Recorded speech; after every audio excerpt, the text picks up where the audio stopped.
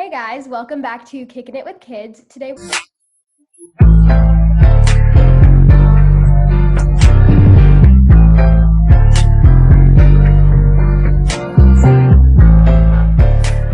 we have a very important topic that I know relates to me and could possibly relate to you too, and that is mental health in school. I'm hoping that today's discussion can be beneficial because it's definitely something that I struggle with a lot. So I'm Simran. I'm a junior at Stanton College Prep. I'm Ashna. I'm a freshman and I go to Ponte Vedra High School.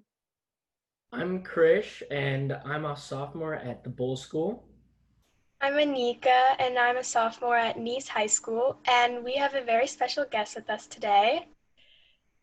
Hello, all. My name is Elizabeth Cantu. I'm a licensed marriage and family therapist. I have a private practice in Ponte Vedra, and I've been serving the mental health community for close to 9 years now.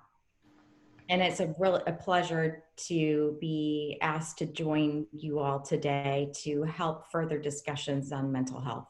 We're so excited to have you. Yeah, it's great.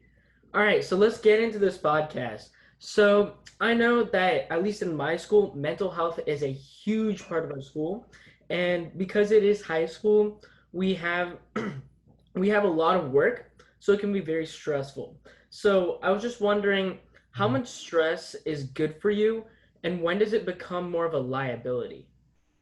It's a great question. So none of us are impervious to stress in our lives.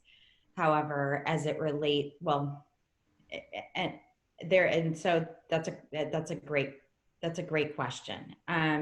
Healthy stress looks like um, your ability to cope with it properly, meaning you're not seeking out any unhealthy coping techniques as to maybe dabbling in drugs as a way of avoidance or coping or lack of coping. When it becomes unhealthy, it starts impacting you on a daily basis. And what does that mean? It means that when you are unable to carry out daily functions in a normal manner, when your emotions become extreme, okay, so either crying all the time or anger, it might show up in anger. Your inability to sleep starts being impacted, meaning you can't fall asleep or you have unhealthy ruminating thoughts that keep you awake. Maybe your eating patterns become irregular. Your sleeping patterns become irregular. Either you start sleeping too much or not enough. Sleep is extremely underrated, but it is vital for us to be able to manage our stress levels and our emotions regularly. Yeah, for sure. And I know you discussed like healthy coping mechanisms versus unhealthy coping mechanisms. So what are some of the healthy coping mechanisms that we can apply to our daily lives? That's a great question. Healthy coping mechanisms would be the ability to talk through your difficulties and your stressors with somebody that is safe. Now, what does that mean? Who is safe? A good friend that you can trust, a teacher that you might look up to, a parent, if that is at all possible. I know that in the teen years, sometimes we don't want to talk to our parents, and that's normal too. Because you're trying to individuate and you're trying to develop your own thought patterns. And typically you might not talk about some more difficult things with a parent because you don't want to disappoint them or worry them. Obviously, seeking out a mental health professional is a great tool, and maybe another adult that you can trust But you want to make sure that and if you do choose friends, which is always a great avenue, that you want to make sure that the people that you pick have your best interest. Yeah, I had the worst stress migraines. I like couldn't get up. I was like, I had to lay down and I couldn't sleep. So I used an app, I think it was called like MySpace. That really Yeah. helped. Yes, that's a great. I'm glad you brought that up because I recommend that to a lot of my clients. Mindfulness is really important, and mindfulness is being in the moment and working through the moment and not so much forecasting the future, because that's where the ruminating unhealthy thoughts can come in. There's 3 great apps that I recommend. Headspace is a great one to manage anxiety, and those ruminating thoughts that I was talking about, and depression, which honestly, depression and anxiety is on the rise in your population right now. And generally speaking, I would say a lot of people right now, and in all age groups, um, because of the circumstances that we're under, and the isolation factor because of COVID is really been difficult on a lot of people. And I would just say, especially at your age group, where right now you're focused on social interaction, and your peers are so important to you right now, and not having the ability just to have those freedoms to hang out socially and be safe while doing so is really hard on a lot of people. But I would say your generation or your age groups in particular. So Headspace, back to the apps that I was recommending, Headspace is a really good one. There's also another one called Breathe that I recommend. And it's Breete. A lot of kids really like that. And then there's another one that's Calm. You know, our phones are so accessible, sometimes in a good way, sometimes in a bad way. But if we're going to use them, these are 3 good practical, helpful apps that can be implemented, especially at bedtime, right? Right before bedtime, to unwind, get yourself in a healthy space to be able to fall asleep and unwind from the day. So, a question I had, so if schools were to like do some kind of mental health assembly, what topics should it's most important for them to be addressing for teens? Okay. Another good question. Right now, in our world today, I think it would be important right now, if we were to do this right, an assembly right now, we would have to address, I think, navigating through COVID in a healthy way, and the challenges that we all face. I think that would be, especially for your population, since the high school is supposed to be so social, but now we're so limited. And how do we go about that? Definitely social media pressures. I would address. I would probably address the impact of social media on teens, good or bad, because I think the challenges that you guys face on social media, and you can correct me if I'm wrong, and I'd really like to hear from you guys, but everybody's putting their best foot forward on social media. And so it provides for a falsity, if you will, that their life is perfect. And it can have internal backlash on people, kids in general, if they're feeling like they're not good enough and they're being compared to others.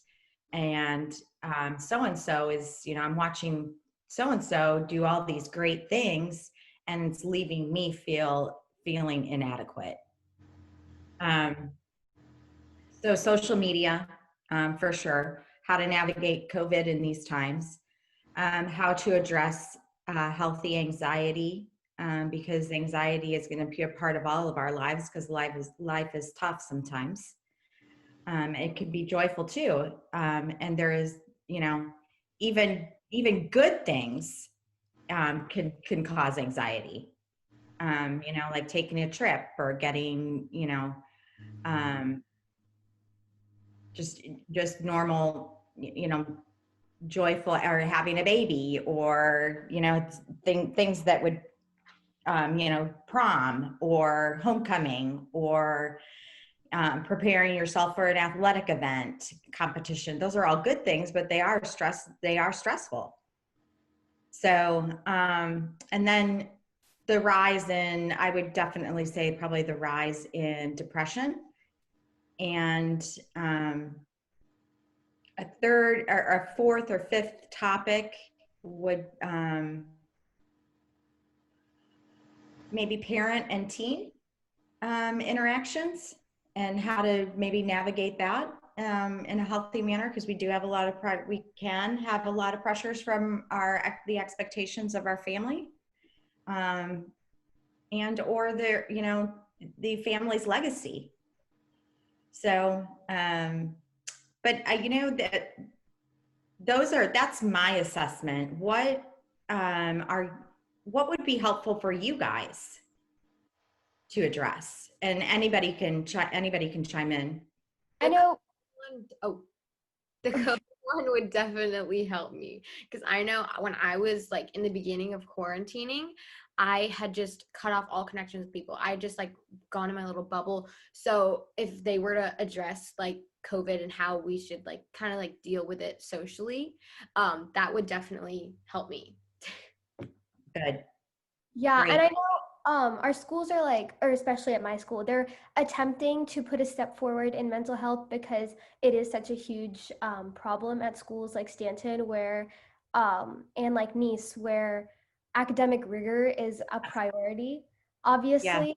And it's not only expectations, like you said, put on by parents, but at schools like these, like Bowles, like Nice, it's expectations put on by yourself, and it's hard to sometimes gauge when to stop, because it's not external, but it's like intrinsic, and it's I feel like trying to gauge how much expectations and how much pressure you should be putting on yourself is definitely something we should also talk about, because it can really cause almost a lot more damage than external pressures. Absolutely. And being able to assess whether or not those expectations that you put on yourself are realistic. Mm-hmm. Because if they're not realistic, you could set yourself up for failure and disappointment time and time again. You know, you brought up a good point in terms of managing healthy stress and internalizing, not just coming from our parents or the expectations, but we have societal expectations Mm-hmm. too, on a larger scale, you know, that everybody is on track to master these different levels. And you know, we also have a rising increase in college standards. Yes. And college standards are increasing, and therefore it's putting more pressure on your population to do it that much better. Yeah, for sure. I'm experiencing that right now, because like I said, I'm a junior. So this is the year where a lot of the colleges get our grades from this year, where we have to take the SAT, where we're starting to apply for National Merit Scholar. And already the first couple of months of school, the stress has gotten so much larger than it was previously. And it's really hard to handle that sometimes, because it's like I'm 16 years old and I'm supposed to be figuring out now what I want to do for the rest of my life, which is crazy. Right. Well, and I would just encourage you to be open-minded, because your age level is changing rapidly from year to year. And that means your likes and dislikes and passions are changing too. Yeah. And so you may think that you know what you want to do, but it's okay that if you don't, because that's part of growing up, and you are going to be in a different place at 26 than you are at 16, and you're going to change. Yeah.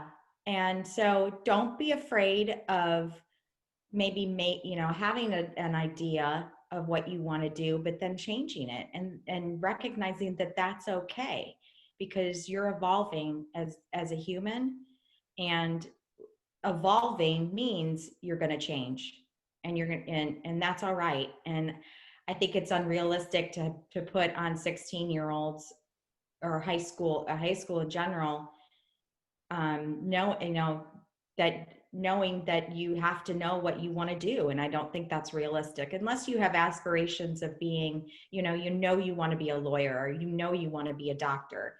And so, unless you are really firm in that, try and be open-minded, because when you get your college diploma, if you talk to the most recent college grads, and most of them are in jobs that had nothing to do with their major. So, and that's okay. So just be mindful that it's okay to change your mind, and it's okay not to know what you want to do at the age of 16. Yeah, I think talking about that in schools currently would also be really helpful, because with schools that have rigors like the AP program and the IB program, I mean, we're taking college classes starting when we're 14 years old, which is insane. And Yes. definitely discussing that is really important, because our generation is having a whole new level of stress that other generations before didn't really experience, because now it's like we take high school courses in middle school and we take college courses in high school, and everything's almost accelerated. Well, you're accelerating adulthood, Yeah. and that either, there's plenty of time to be an adult, and there's also, you guys also need to recognize that emotionally, and developmentally, in terms of your brain, you aren't capable of navigating adult tasks completely. Okay. And so that's an unrealistic expectation that we put on our young people nowadays, because you aren't supposed to be able to navigate adult tasks because your brain isn't developed fully yet. So those are unrealistic expectations, and can set a lot of people up for undue stress, and unhealthy anxiety. So we're asking children, or young adults, or young people, to carry out adult tasks that they aren't capable of doing yet. So sorry. I know all of us were talking about like how we get stressed in school and how it's just a problem in schools in general. So like, how, if we're feeling really stressed about like assignments or tests or just things we have to do, what are some things that we can kind of like de-stress and take, like, kind of relax a little and take the worry off of us? Okay, great question. So I think, a lot of people immediately will go to their phone and just scroll mindlessly, right? Your phone can be helpful, but not in not that sense. So if we talk about implementing those apps, that we talked about earlier, would be beneficial. I don't think scrolling through social media would be helpful, because I think that would only increase your levels of stress, because like we talked about before, everybody's putting their best foot forward on social media. And so if you're already feeling stressed, you're going to be taking on more stress by viewing those things.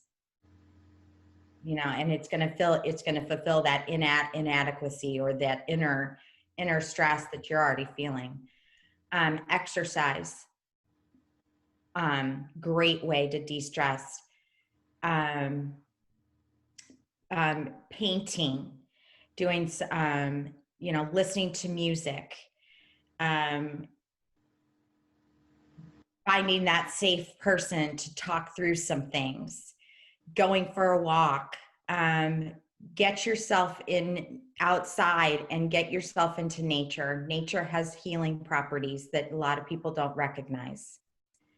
Going for a bike ride, meditation, yoga, mindfulness practices. Those are great. You know what? And just finding something joyful. That's something that brings you joy. Reading a book, going for a walk, meeting a friend for lunch. That's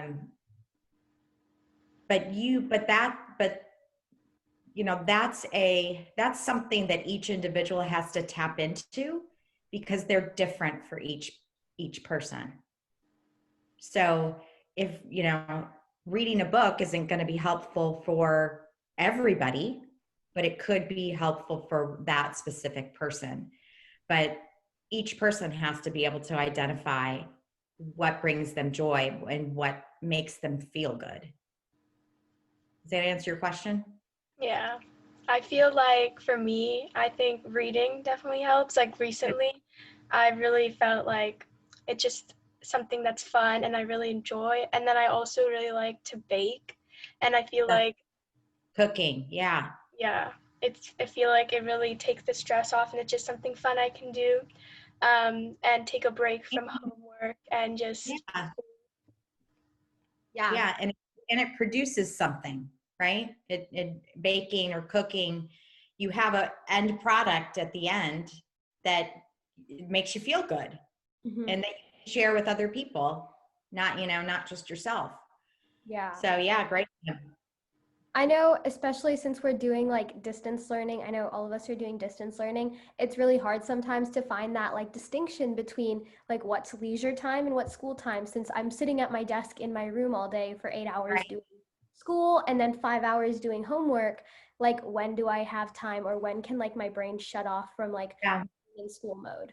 You know what? That's a really good question. And what I've been telling, because everybody's been struggling with that, because we aren't used to our normal schedules, right?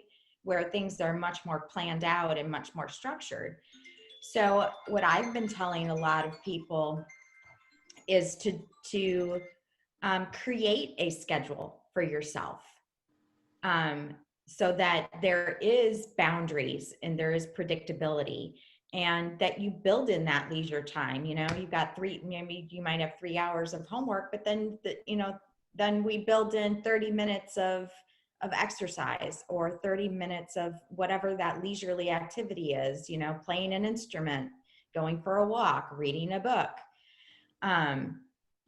So, and then, then we have then you create another block of time, whether that's time with family, time with friends, homework time, whatever. But coming up with a schedule in COVID times, especially since the majority of our life is online, is really beneficial. And knowing when you need to just close the computer and walk away. Yeah. And yeah, basically in school for us, our school is very good about mental health and Yeah. stress and pressure and all that stuff. But yeah, since we're at home, they don't have the same reach to us as they did like in person. And yeah, Yeah. I've been finding coping mechanisms in other ways. Like I play the clarinet and the piano. Yeah. And I take walks, I do exercise, I listen to music, and I Good. also play video games, but like that's for Yeah. friends. Yeah. And it's healthy to put boundaries around that too. You don't want to immerse yourself in 3 hours of video games. That's probably not, but Yeah. that does give you the opportunity to socialize, because that is an interactive dialogue. So, you know, those are all great, but make sure that, that you have boundaries around around those too, so that you don't overindulge in one thing. Yeah, of course. definitely. Like everything in small pieces is, I feel, beneficial. Yeah, And everything in moderation yeah, is healthy. I yeah. want to ask, because I'm doing distance learning, if I get stressed or if I have like I don't know, like a panic attack about something and I need to ask someone in school for help, who do you think I should go to? Like a friend, or should I go to a therapist, or but in school? Um, I would start with maybe a teacher that you trust. Outside of that, the guidance counselors are there to provide exactly that guidance. Um, so absolutely, a friend is never a bad thing. Um, the more resources that we have in front of us, the better. So that when we do encounter stress, we've got some good, healthy people that we can turn to. I, you know, that's a challenge, the online piece, because your guidance counselor isn't so accessible as they normally would be in, you know, in person. I obviously, if you feel like they're unhealthy stress levels, then absolutely a mental health professional would be a good idea. Um, a coach, if you're on extracurricular activities, if you're in band, if you're, you know, and you play an instrument, a coach, or maybe if you're in a club, the person that's heading the club, those are good options. And maybe just another adult that you can reach out to, trusted, you know, outside of the family, maybe an aunt or uncle, or extended family members. I mean, I know that's not in a school setting, but it doesn't hurt to have all the resources that we can, so that when we need them, we can tap into them. Yes, absolutely. I totally agree. I think that this is a good place to stop. Is there anything else you would like to add that the viewers can take as advice from you? Good question. I know that this is challenging for a lot of people right now, especially navigating COVID at such